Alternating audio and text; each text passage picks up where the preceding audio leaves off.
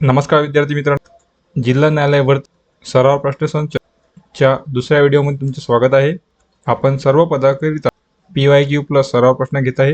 याआधी 20 प्रश्न पाहिले. आता पुढील 20 प्रश्न पाहू, ज्यामध्ये तुम्हाला एक प्रश्न 4 पर्याय सोबत त्वरित स्पष्टीकरण आणि अचूकता आणि वेळ तुमचा तपासत राहा. प्रश्न क्रमांक 1, खालील वाक्यातील प्रयोग ओळखा. रामाने आंबा खाल्ला. तर या प्रश्नाचे उत्तर आहे पर्याय क्रमांक 2, कर्मणी प्रयोग.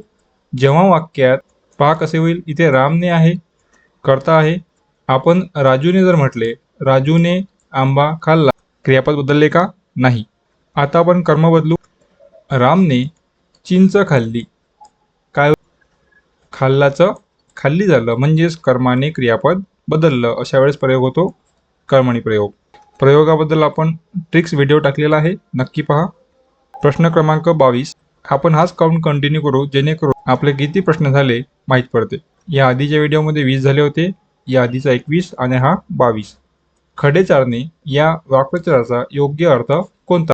तर उत्तर आहे शरण आणणे किंवा पूर्ण पराभव करणे.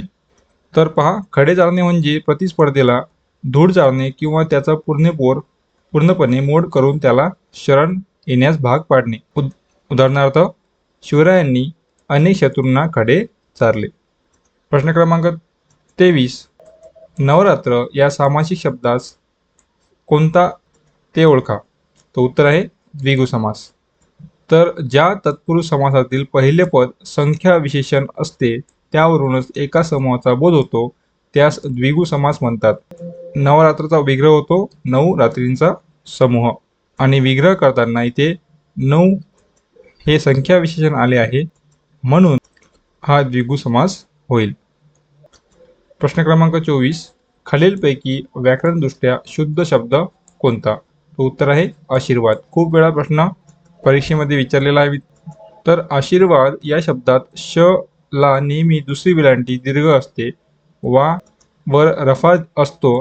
हा परीक्षेत सर्वाधिक वेळा विचारला जाणारा फसवणूक करणारा शब्द आहे. यामध्ये रफा आणि वेलांटीकडे लक्ष द्या.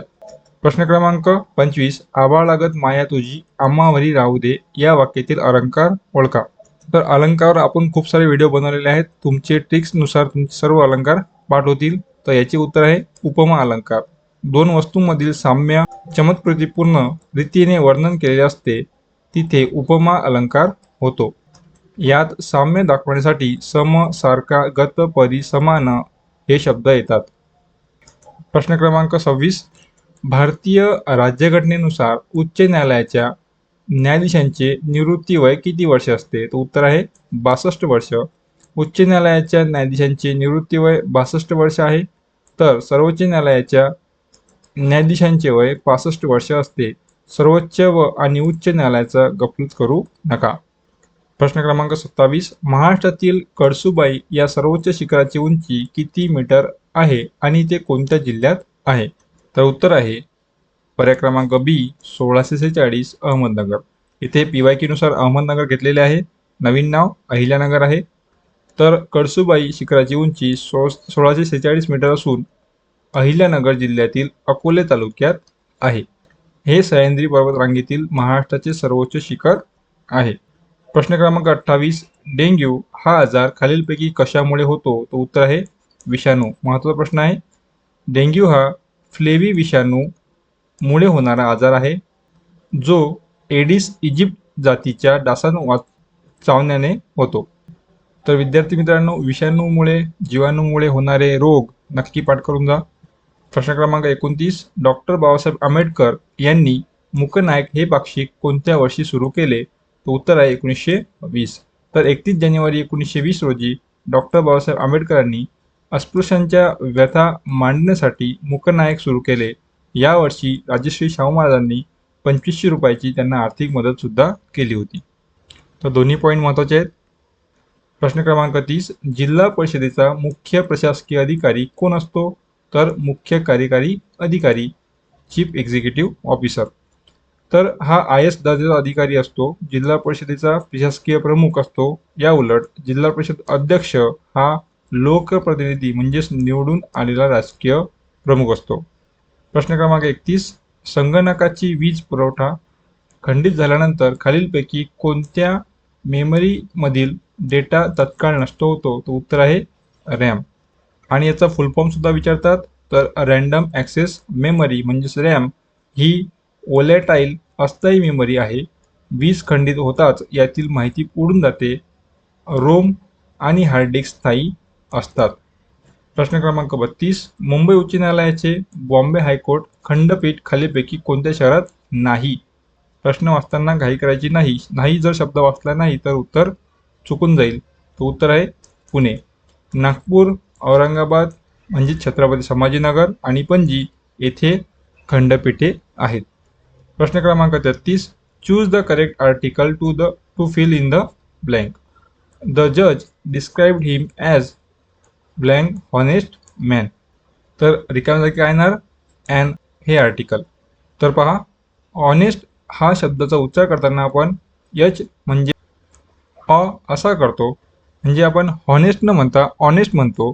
तर इंग्रजीत आर्टिकल उच्चारल्यावर अवलंबून असतात, अक्षरावर नाही, म्हणून तिथे ॲन येईल. प्रश्न क्रमांक 34. Fill in the blank with the correct preposition. The final court hearing is scheduled blank Monday morning. तर इथे येणार ऑन. तर पहा, विशिष्ट वार किंवा तारखेसाठी नेहमी ऑन वापरतात, जसे ऑन मंडे, ऑन 4 जुलै. मोठ्या काळासाठी महिने किंवा वर्ष जर असेल तर इन वापरतात आणि अचूक वेळेसाठी म्हणजेच 9 वाजता ॲट वापरतात. प्रश्न क्रमांक 35. Choose the correct synonyms. समानार्थी शब्द आहे द लीगल टर्म ॲक्वाईट. तर याला सिनोनिम आहे ॲब्झॉर्ब. तर ॲक्वाईट म्हणजेच एखाद्याची निर्दोष मुक्तता करणे आणि ॲब्झॉल्व म्हणजेच दोषमुक्त करणे. तसेच कन्व्हिक्ट म्हणजेच दोषी ठरवणारे, हा त्याचा विरुद्धार्थी अँटोनियम शब्द आहे.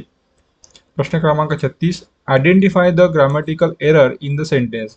सेंटेन्स आहे the list of selected candidates are passed on the notice board. तर उत्तर आहे आर पास्ड. तर या वाक्यातील मुख्य कर्ता सब्जेक्ट जो आहे तो आहे द लिस्ट. हा एकवचनी आहे, कॅन्डिडेट्स नाही, त्यामुळे क्रियापद एकवचनी इज असायला हवे, म्हणून आर पास्टच्या ऐवजी इज पास्ट योग्य आहे. प्रश्न क्रमांक 37. मोटार वाहन कायद्यानुसार शिकाऊ परवान्याची कायदेशीर वैधता किती काळासाठी असते? तर उत्तर आहे 6 महिने. म्हणजेच लर्निंग लायसन तुम्ही जर काढले तर ते 6 महिने व्हॅलिड असते. 6 महिन्याच्या अंदर तुम्हाला ते कायमस्वरूपी परवान्यासाठी अप्लाय करावा लागतो. त्याला म्हणतात परमनंट ड्रायव्हिंग लायसन. प्रश्न क्रमांक 38. वाहतुकीचे थांबा स्टॉप हे सक्तीचे चिन्ह कोणत्या आकारात आणि रंगात असते? तर उत्तर आहे अष्टकोनी आणि लाल. तर थांबा म्हणजे स्टॉप हे चिन्ह जगभरात लाल रंगाने अष्टकोनी ऑक्टॅगॉन आकारात असते. इतर बहुतांश अनिवार्य चिन्हे गोल आकारात असतात. प्रश्न क्रमांक 39. मद्यपान करून वाहन चालवताना रक्तातील अल्कोहोलचे प्रमाण म्हणजेच BSC बॅक किती मर्यादेपेक्षा जास्त आढळल्यास मोटार वाहन कायद्यानुसार तो गुन्हा ठरतो? तर उत्तर आहे 30 मिलीग्रॅम ते 100 मिलीलिटर. किंवा आहे ते, तर पहा, कलम 185 नुसार ब्रेथलायझर चाचणी 100 मिलीलिटर रक्तामध्ये 100 मिलीग्रॅम पेक्षा जास्त अल्कोहोल आढळल्यास तो कायदेशीर गुन्हा मानला जातो आणि 10,000 रुपयापर्यंत दंडाची तरतूद आहे.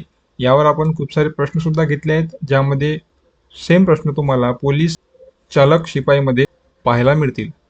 प्रश्न क्रमांक 40. नव्याने नोंदणीकृत केलेल्या BS6 मध्ये वाहनांसाठी पहिल्या PUC म्हणजेच पोल्युशन अंडर कंट्रोल प्रमाणपत्राची वैधता किती असते? तर उत्तर आहे पर्याय क्रमांक 2, 1 वर्ष. तर नवीन BS6 वाहनासाठी PUC प्रमाणपत्र 1 वर्षासाठी 12 महिने वैध असते. जुन्या किंवा इतर वाहनांसाठी ते सहसा 6 महिन्यांसाठी दिले जाते. येथे तुमचा प्रश्नसंच पूर्ण झाला. तर विद्यार्थी मित्रांनो, ही होती आपली दुसरी मॉक टेस्ट. यामध्ये आपण जवळपास सर्व सब्जेक्टचे प्रश्न जे महत्त्वाचे आहेत ते कव्हर केलेले आहेत. PYQ बेस आपण टेस्ट सिरीज घेत आहे. तर तुम्ही फॉर्म भरला असेल, सोबत तुमच्या मित्रमैत्रिणींना सुद्धा शेअर करा. व्हिडिओ आवडल्यास नक्की लाईक आणि सबस्क्राईब करा. भेटूया पुढच्या व्हिडिओमध्ये. धन्यवाद.